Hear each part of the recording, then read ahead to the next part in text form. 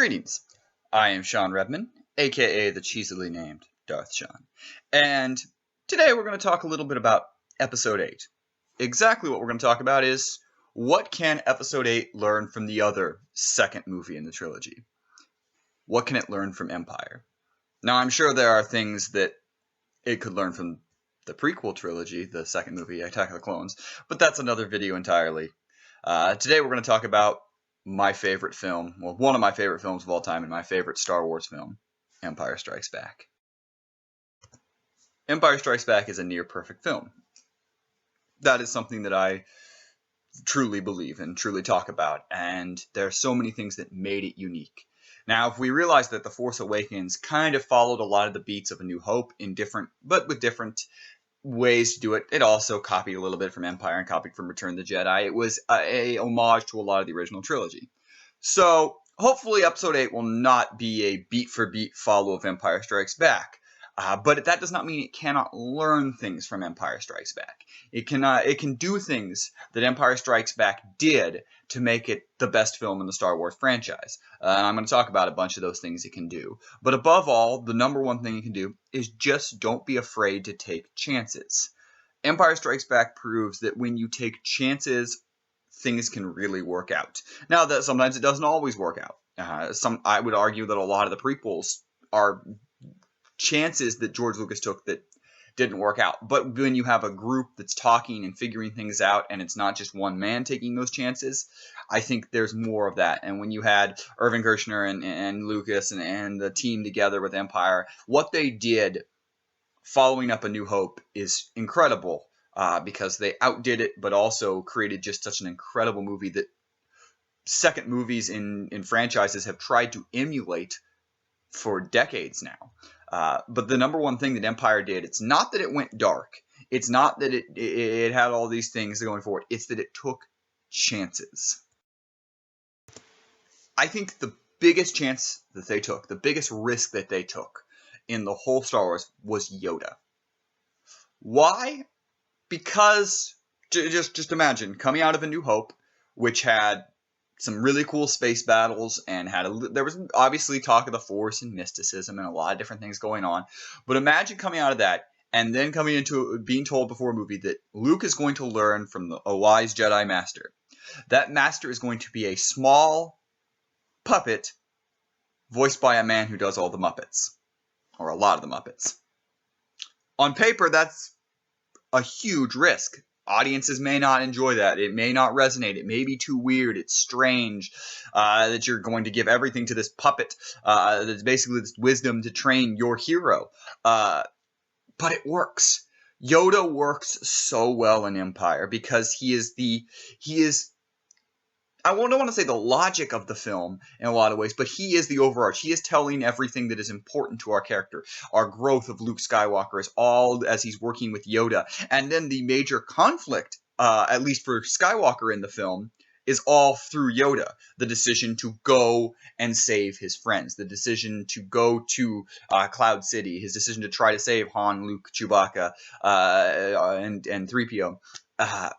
Instead of staying and finishing his Jedi training, against Yoda and Obi-Wan's best judgment. They very much are against this decision. And so that central conflict comes from Yoda. And that's very interesting that it all worked so well because they took a chance to make a puppet that talks funny your major character, and it worked so well. You put him in a weird swamp environment. You made it very, as we've learned that Dagobah very strong in the Force. So, you have the cave that Luke goes to and a lot of different things. But all of that comes down to all of those decisions and those weird and wacky and crazy and dark decisions that is Luke and Yoda all boil down to the decision to make him a puppet and make him voiced by Frank Oz. And that's a bold decision that worked. Another huge chance taken is the one that everyone talks about, the theme. But I think it's a little more than that. It's not just that it's a darker theme. It's that from the very beginning, the opening scene is Luke getting attacked by the Wampa and drug away.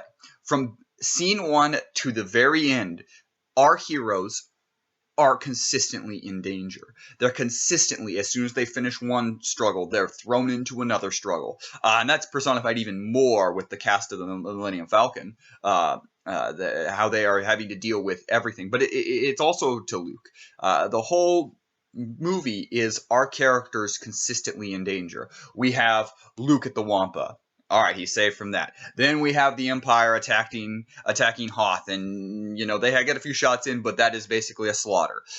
Then the rebel, they escape, and then the Empire is chasing the Millennium Falcon, and you have the asteroid field. You have the worm creature in the middle of the asteroid. You have being tracked by the bounty hunters. Then Cloud City. Then Vader's torture. Then it just goes on and on. Carbonite freezing. And then Luke and Vader's battle.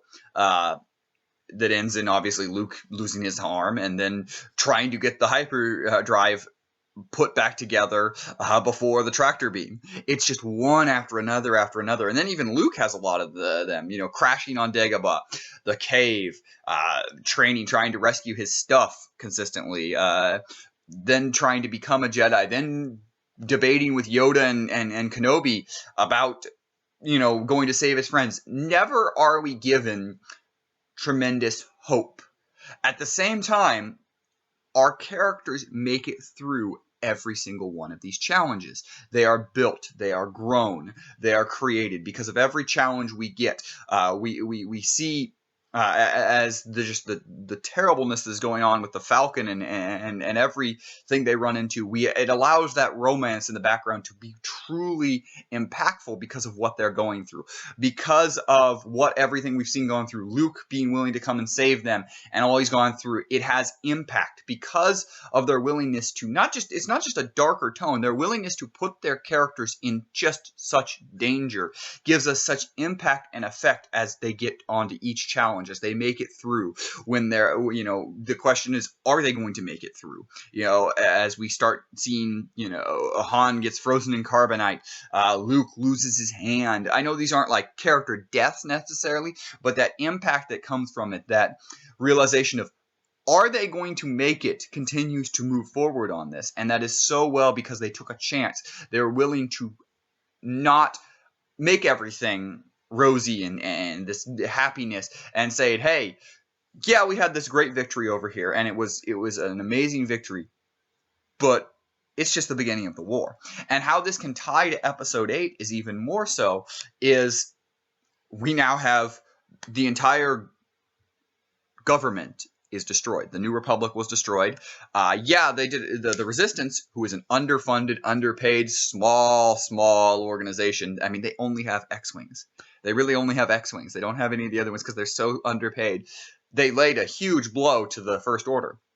But we know that's not all the First Order. We know that Snoke has a lot more, and this power now can grab more. And that's why it can even more, as we can see that this movie, Episode 8, needs to be a bounce back to the rise of the evil in a lot of ways. And I think we're going to get a lot of that as it ties the same way to Empire. If they take that chance and continue to throw our characters in danger, our characters don't have to be always captured. Our characters can get away. But if from the moment it begins, they're in danger the whole way, that's something they can learn from Empire. It doesn't have to be the same beat for beats for Empire. Heck, they could have things that they get away and a lot of different things that they do with it. But if you have that feeling of danger throughout the entire film, then they have been able to learn from Empire. The final lesson I think that can be learned from Empire, and the biggest lesson, is don't be afraid to expand your universe. It would be easy to just fall back on A New Hope and repeat a lot of the same things that they did. Fall back and repeat. And that's a lot of the problems that I have with Jedi, and even some in The Force Awakens, is they're like, build on the universe, especially Return of the Jedi. I feel there's a lot of things that they do that just are repeats. But what Empire does so great is it adds to it. We get new ships, from the AT-ATs at the beginning and the snow speeders and the creatures like the Tauntauns and the Wampa, to Yoda and Dagobah and a weird planet that it is, to the Super Star Destroyer, seeing that, to the bounty hunters, to the bounty hunter ship, to we see a lot of, you know, how Vader interacts with the Empire's, you know, high officials, to Cloud City and its unique look and ships and environments, to the Carbonite, to Boba Fett. There's just so much new in this film. And it's not just new in that, oh, look at these things. Everything they do in those feels new. It's not like going back to Tatooine or going to Yavin 4 or going on the Death Star. None of them feel like those from the original. Even space feels different in this film than from A New Hope. And A New Hope, you know, it's a straight path. There's a little bit of, you know, conflict here and there. Obviously, the TIE fighter battle is very intense in A New Hope and really cool. But it's not, you know, it's very different than the running from the Star Destroyer through an asteroid belt, from you know, the rebels escaping Hoth against the blockade, from you know, escaping Cloud City and the tractor beam. Those are different space aspects than we saw in the last movie, even using something that's the same. And so what Episode 8 can do from The Force Awakens is look at the good things The Force Awakens did. Keep those characters, keep them growing, keep doing those things, but don't be afraid to add new to it. Whether it's new planets, whether it's new ships. I would love to see new ships, more and more ships. We got some really cool ones in The Force Awakens, including, you know, Kylo Ren's shuttle. The new X-Wings are cool looking. Rey's speeder, the new Star Destroyer, Kylo Ren's destroyer that he flies on. So we got a lot of new, so that's really, really great. Continue that. Continue bringing new. Heck, the fact that they were willing to cast Billy D. Williams as Lando is a risk in a little way, considering the time that it was, but also just the character of Lando. He could have so easily been a clone of Han Solo, but they made him so unique and different. And that is something that Episode 8 needs to be ready to do. Allowing yourself to have characters that could be similar, but they're doing different things. Maybe it's a dark Jedi, but a Sith that, you know, different intentions than what we've seen. Maybe it's the First Order doing some different, you know, official. Benicio del Toro has been cast. What is his character if it's a villain? You know, things they can do. How Rey and Luke interact needs to be different from how Luke and Yoda interacted, but also have that same feeling of there needs to be conflict. I don't think they need to be buddy-buddy the entire way. I think they can conflict a little bit like Luke and Yoda, but it doesn't need to be the same. Be different, be expansive, and that's what Empire above all teaches us. You can take chances, you can be new, you can be unique in filmmaking, and you can create something that follows something that builds on the universe and makes a masterpiece. So what do you guys think? What else can Episode 8 learn from Empire? What can it learn from maybe the mistakes of the prequels, or the mistakes even in Return of the Jedi, or even in the A New Hope or Empire Strikes Back? What can it learn from? Let me know in the comments below. As always, like this video, subscribe to the channel. And I am Shawn Redman, aka the cheesily named Darth Shawn. And may the Force be with you. Always.